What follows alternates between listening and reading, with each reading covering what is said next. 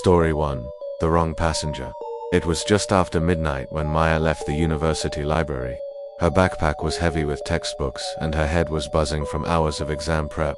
The campus was quiet, the kind of quiet that made every sound stand out. The click of her boots on the pavement, the faint rustle of leaves in the cold breeze, the distant hum of a vending machine behind her. She unlocked her phone and ordered an Uber. Driver, Jason, Toyota Camry, silver. Plate 8XT932. Estimated arrival, 3 minutes. Maya pulled her jacket tighter around her and waited under the glow of a lamppost. A silver Camry rolled up sooner than expected. The driver leaned over, rolled down the passenger window, and gave a polite nod. "You Maya?" he asked. His voice was low, with a faint accent she couldn't place. She glanced at the car. Silver Camry. Check. 4 doors. Check. The plate was 8XT923, 2 numbers reversed. She hesitated, then reasoned it could have been a typo in the system. It was late. She was tired. "Yes," she said, pulling the rear door open and sliding inside. The car smelled faintly of stale cologne and cigarette smoke. The driver didn't start the ride on the app, which was odd, but she figured maybe he'd do it once they got moving. He pulled away from the curb without another word. At first, Maya didn't notice they were heading in the wrong direction. She was scrolling through her phone, answering a friend's text. But after a few minutes, the buildings looked unfamiliar. The GPS in her app showed they were nowhere near the suggested route. I think you missed a turn," she said cautiously. "I know a shortcut," he replied without looking at her. His tone was calm, too calm. The streetlights grew farther apart. Soon they were passing long stretches of unlit road. Shadows from tall trees stretched across the windshield like clawed fingers. Maya tried to keep her voice steady. "So, how long have you been driving for Uber?" he chuckled. "Long enough." There was something about the way he said it, like it was meant to end the conversation. Her phone buzzed in her hand. She glanced down. New text from Jason, Uber driver. "Hey, I'm outside the library.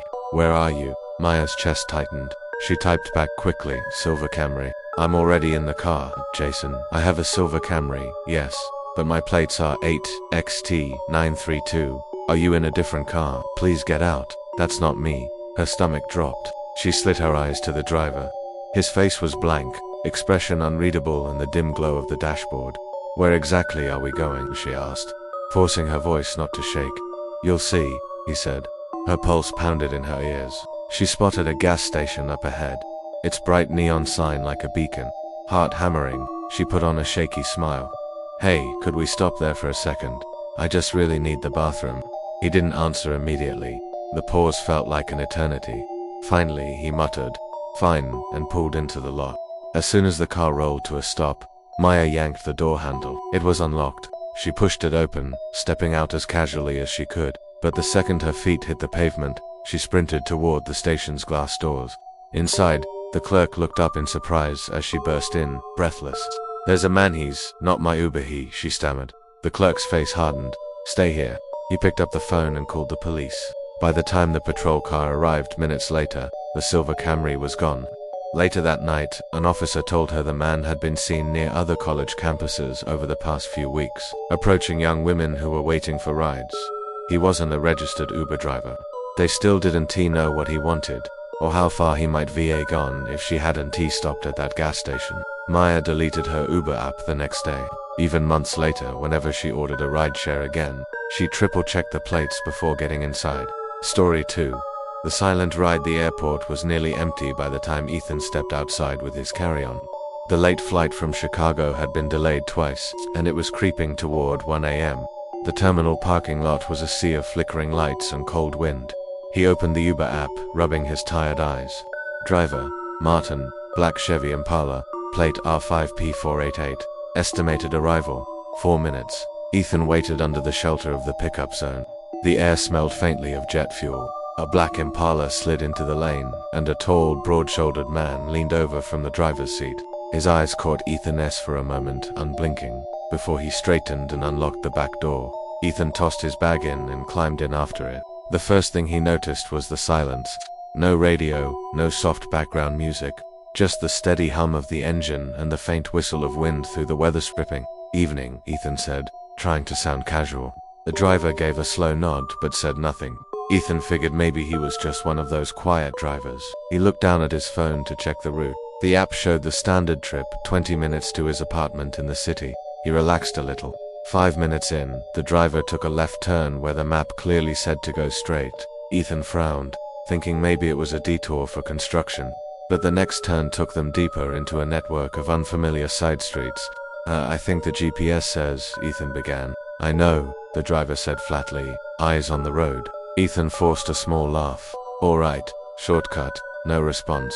The streets outside were dark, almost empty, lined with shuttered storefronts and graffiti-tagged brick walls. The occasional streetlight threw pale cones of light into the car, revealing brief flashes of the driver's face. Expressionless, jaw tight. Ethan's gaze drifted downward. That S when he noticed the deep scratches gouged into the back of the passenger seat in front of him, as though someone had clawed at it in panic. His skin prickled. A large black duffel bag rested on the floor in the front passenger footwell. The zipper was slightly open, revealing something metallic. He couldn't tell what. Ethan's phone buzzed in his palm. Low battery warning. He tapped the screen and quietly shared his location with his roommate. The driver suddenly accelerated. "Hey, where exactly are we going?" Ethan asked, trying to keep his tone even. No answer. "Look, man, if you could just drop me here, I'll walk the rest of the way." The driver's hand reached for something near his hip. Ethan's chest tightened, but instead of pulling out a weapon, the man lifted a police badge, holding it just long enough for Ethan to see.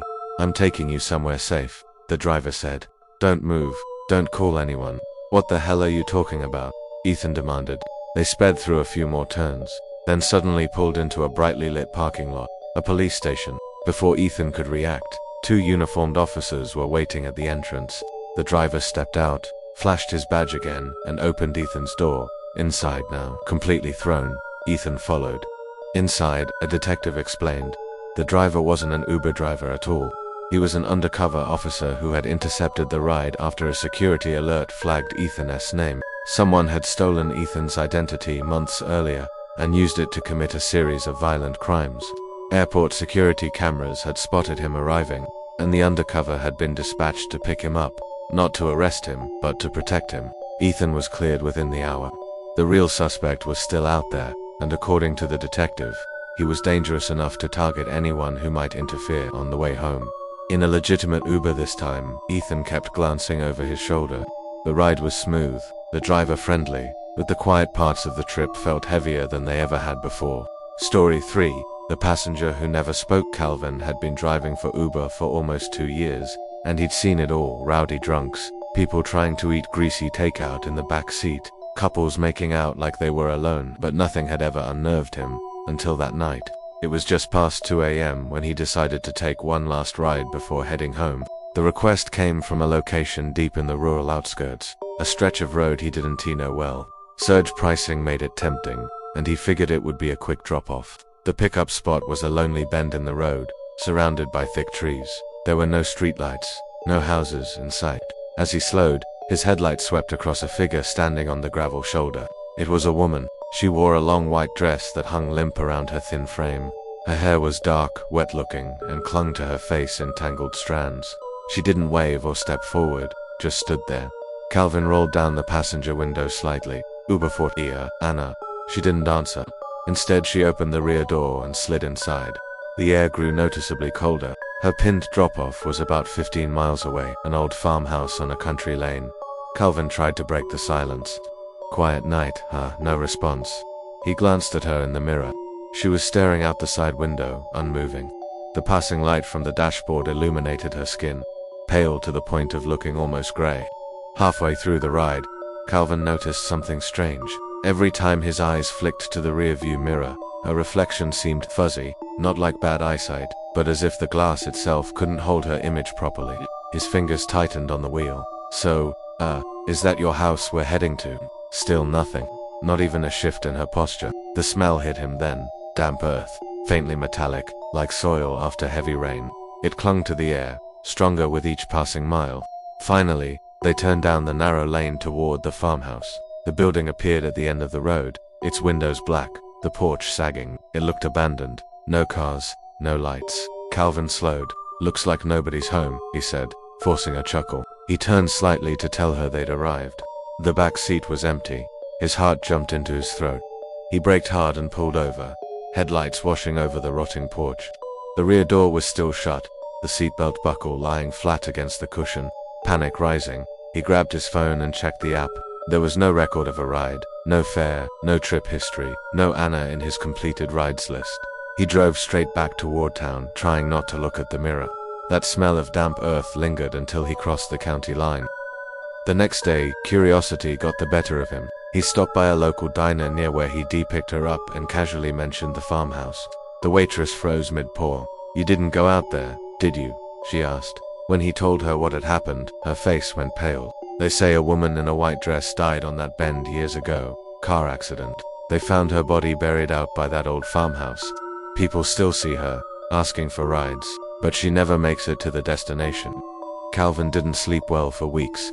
Even now, every time he drives past a lone figure on the roadside, he makes damn sure the license plate matches before he stops. Story 4. The last ride of the night. Selena had been driving for Uber long enough to know the risks of picking up passengers after midnight. But it was a slow Tuesday, and she needed one more trip to hit her weekly bonus. She told herself it would be quick, just one last ride before heading home. The request came in from a quiet street on the edge of downtown. The profile picture was blurry, the name just D. The pickup point was under a flickering streetlight, where a young man stood alone, hugging a backpack tight against his chest. He climbed in the back without saying hello. His eyes were darting between the side mirrors, scanning the darkened road behind them. Selena glanced back. "Everything okay?" "Yeah, just drive fast," he muttered. She pulled away, the GPS showing a 30-minute trip to an apartment complex on the far side of the city. A few minutes passed in silence. Then he leaned forward, his voice low. "Is anyone else working with you tonight? What, like friends? Anyone who'd noticed if you didn't finish your shift?" Selena's hands tightened on the wheel. "Why?" He didn't answer. Instead, he unzipped the top of his backpack just enough for her to glimpse stacks of cash, and something dark red staining a folded piece of cloth. Her stomach turned. "You didn't see that," he said sharply. "Just keep driving." The streets felt emptier than usual, the silence between them growing heavier with each block. In the rearview mirror, she saw him watching the passing headlights, flinching every time a car appeared behind them. "What's in the bag?" she asked before she could stop herself. He met her gaze in the mirror. His eyes were wide, pupils blown. "Insurance." Selena's pulse raced. Her instincts screamed at her to get out of this situation. But they were in the middle of a desolate stretch of road, nowhere to safely stop. Far off, the faint wail of sirens began to build. The man's breathing quickened. "Keep going. If you stop, we're both dead." "From who?" she demanded. "Not the cops," he said. "The people after me." The sirens grew louder. Red and blue light flickered against the buildings ahead. Selena made a split-second decision. She slammed the wheel hard to the right, pulling into the brightly lit parking lot of a 24-hour gas station. She stopped dead in front of the main doors. "What the hell are you?" he began. But before he could finish, the police cars swung in behind them, blocking the exit. The man bolted from the back seat, clutching the backpack as he ran. Officers chased him between the pumps and tackled him to the ground. Selena sat frozen, hands gripping the wheel, until a uniformed officer approached. "You okay, ma'am?" She nodded numbly. What did he do?" The officer's face was grim. "Armed robbery, 2 victims, 1 in critical condition. We think he carjacked his last driver. You might have been next." They let her go after taking her statement. As she drove home, her shift long since over, she kept thinking about how the man had scanned the road, as if expecting shadows to peel away from the night and swallow him whole. Selena never took another ride request after midnight again.